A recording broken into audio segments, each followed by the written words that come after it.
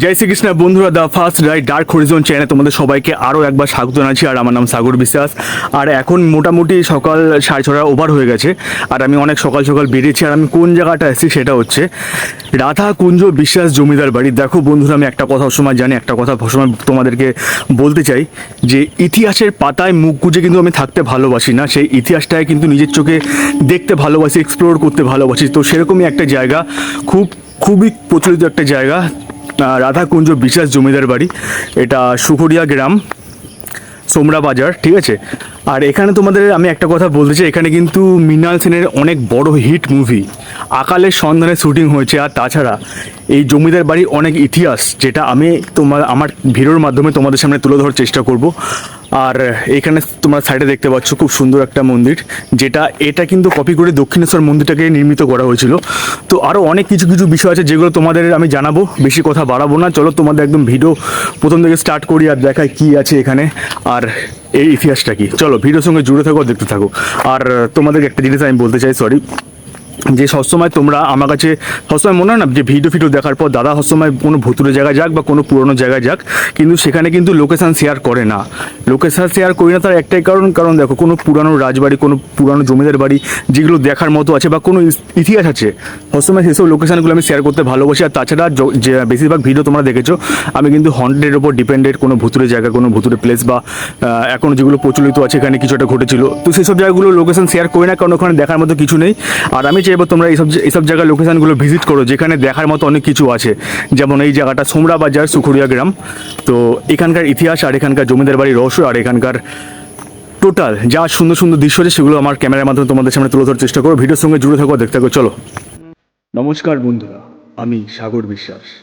আজ আপনাদের সঙ্গে যাত্রা করছি সুখাড়িয়ার এক ইতিহাসবহুল নিদর্শনে, রাধাকুঞ্জ বিশ্বাস জমিদার বাড়িতে। দেখুন, এই প্রাচীন প্রাসাদ আজ ধ্বংসপ্রাপ্ত অবস্থায় দাঁড়িয়ে আছে। ছিঁড়ে পড়া দেওয়াল, ঝরে পড়া জানালা, ভগ্নপ্রায় কাঠের দরজা, সব কিছুই যেন অতীতের গৌরবময় দিনগুলোর নিঃশব্দ সাক্ষী। তবে এই ভগ্নপ্রায় সৌন্দর্য ইতিহাসের মহিমাকে লুকাতে পারেনি।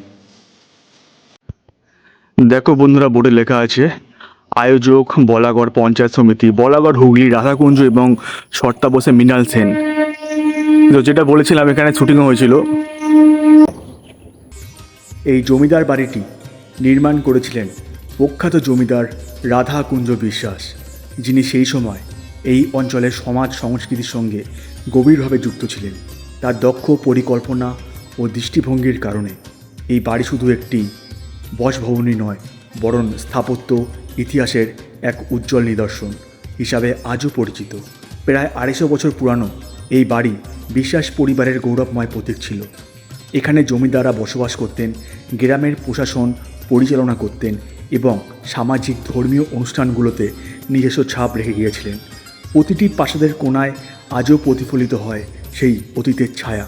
সেখানে সম্মান, ক্ষমতা ও ঐতিহ্য একসাথে গাঁথা ছিল।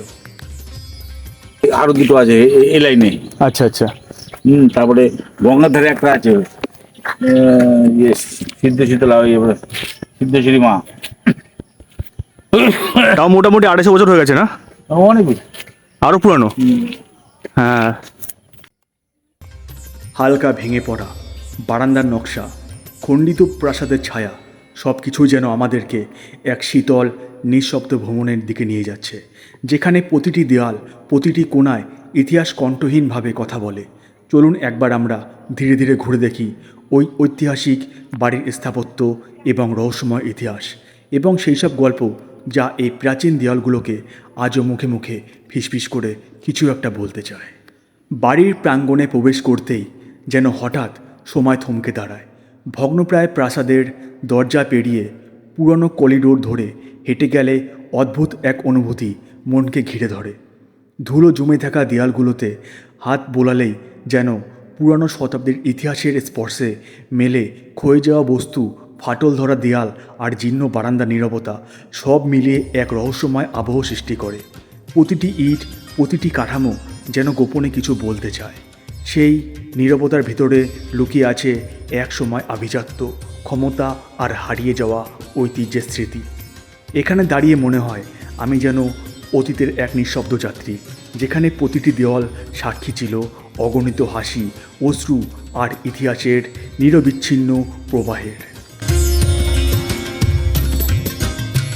তো বন্ধুরা, আমি যেটা বলছিলাম, ইতিহাস বইয়ের পাতায় কিন্তু মুখ গুজে থাকলে হবে না, তার থেকে বেরিয়ে ইতিহাসটাকে সচক্ষে দেখো, সেখানে এক্সপ্লোর করো, এর থেকে বড় কিছু হতেই পারে না। আর আমি এখন এক্স্যাক্টলি যেখানে দাঁড়িয়ে আছি সেটা হচ্ছে রাধাকুঞ্জ বিশ্বাস জমিদার বাড়ি।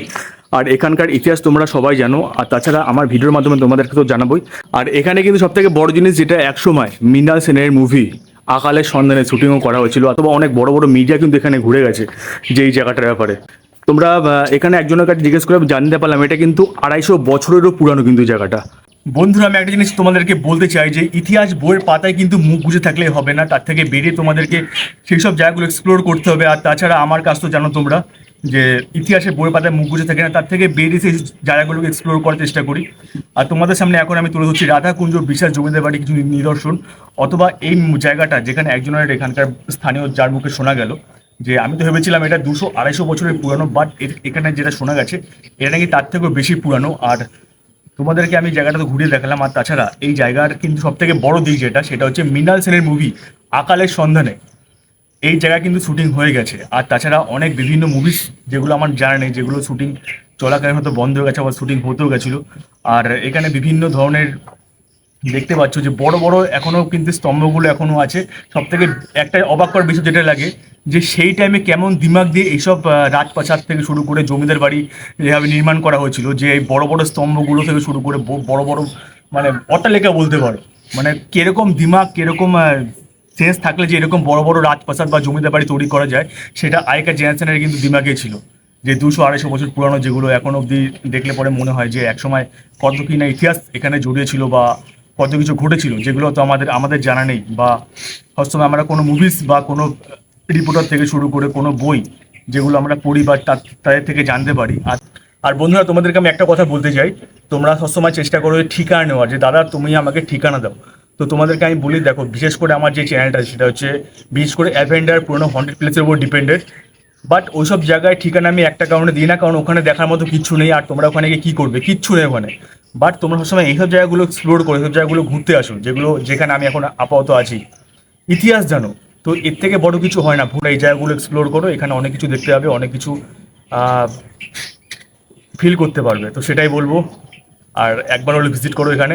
আর ঠিকানা, এই জায়গার ঠিকানা আমি একদম ভিডিও লাস্টে তোমাদেরকে আমি জানাবো কী করে এখানে আসতে হয়। চলো, অনেক কিছু দেখানো বাকি আছে, চলো শুরু করি। আর এই দরজা, এটা হচ্ছে দুর্গা পুজো, কিন্তু মাঝে মাঝে এখানে প্রতি বছর একবার করে হলেও কিন্তু দুর্গা পুজো হয়। আর দেখতে পাচ্ছ প্রতিটা দরজা এখানে তালা দেওয়া আছে ভাঙাচোরা অবস্থায়। আর এই এত সুন্দর একটা নিদর্শন সেই টাইম থেকে, মানে সেই যদি বলতে পারো 200-250 বছর থেকে কিন্তু এরকম দৃশ্য এখন অবধি এভাবেই তৈরি করা আছে। তোমাদেরকে আমি একটা জিনিস দেখাতে চাই, এই খাম্বাগুলোকে দেখো, এটা কিন্তু মোটামুটি 3টে মানুষ যদি জড়িয়ে ধরে তাও কিন্তু এটাকে ধরতে পারবে না। 3টে মানুষ জড়িয়ে ধরেও কিন্তু এর নাঙাল পাবে না। তো কীভাবে তৈরি করা হয়েছিল সেই টাইমে, সেই জেনারেশনে, আমি যদি বলতে চাই 200-250 বছর পুরানো যেসব দিমাগগুলো মানুষের ছিল, যে কী করে নির্মাণ করা হয়েছিল এই জায়গাগুলো। দেখতে পাচ্ছ খাম্বাগুলো অনেক মোটার, টোটাল এখনো ভগ্নপ্রায় অবস্থায় পড়ে আছে এই জমিদার বাড়ি। ওপরে দেখতে পাচ্ছ ছাদ মোটামুটি কিছুটা আছে, কিছুটা নেই।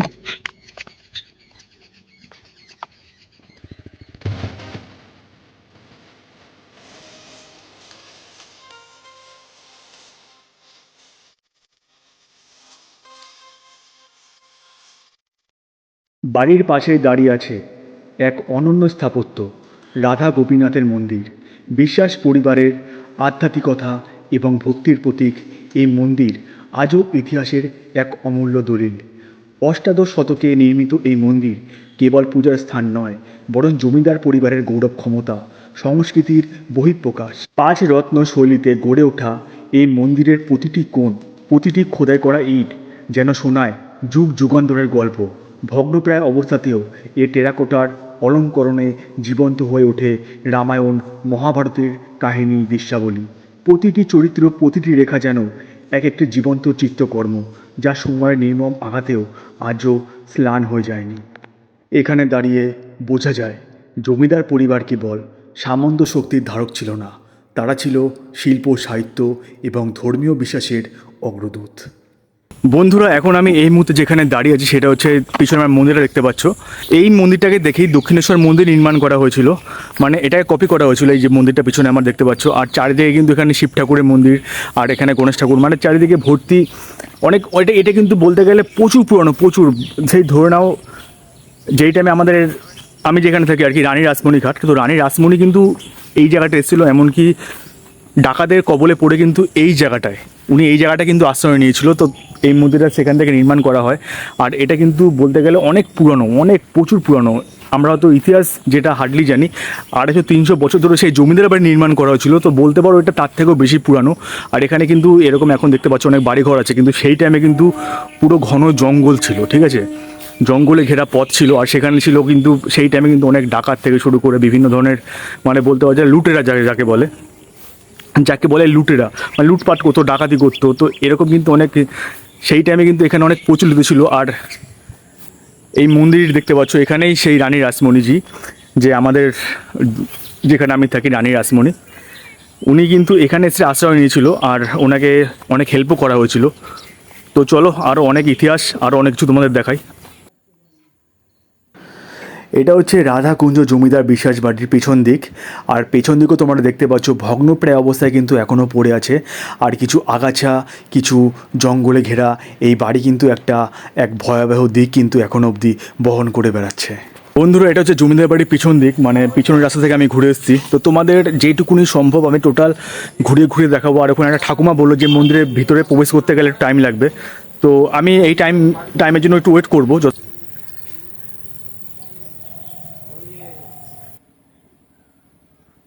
বন্ধুরা জমিদার বাড়িতে কিন্তু ঢোকার মতো কোনো জায়গা আমি পেলাম না। তো অবশেষে আমি পিছনের জায়গায় আসলাম। যদি কোনো সাহায্য অথবা যদি কোনো জায়গা পাওয়া যায় যে ওখানে ঢোকার মতো কোনো পথ পাওয়া যায় তাহলে খুব ভালোই হতো, কিন্তু সেখানে এরকম কিছু পেলাম না। তো সেখান থেকে ফিরে এলাম। আর তারপর কিন্তু আমি কীভাবে ঢুকলাম সেটা ভিডিওর সঙ্গে জুড়ে থাকো আর দেখে থাকো। তোমরা দেখতে পাচ্ছ বন্ধুরা এই জায়গাগুলো কিন্তু এখনও ভগ্ন অবস্থায় পড়ে আছে, মানে কত প্রাচীন হলে যে ইটগুলো খসে খসে পড়ে। মোটামুটি 300 বছরের কিন্তু পুরানো। আর এই সেই জমিদার বাড়ি, রাধাকুঞ্জ বিশ্বাস জমিদার বাড়ি। আর এখানে কিন্তু এর কিছু ভগ্নপ্রায় অবস্থায় এখন অবধি ইটগুলো পড়ে আছে দেখতে পাচ্ছ। আর ওখানে কিন্তু দেখতে পাচ্ছ একটা জানলা আছে যেটা এখন অবধি খোলা, ঠিক আছে। আর এই সেই দরজা যেটা এখন অবধি খোলা আছে, যেটা প্রথমবার দেখলাম আমি পিছন দিক থেকে এসে।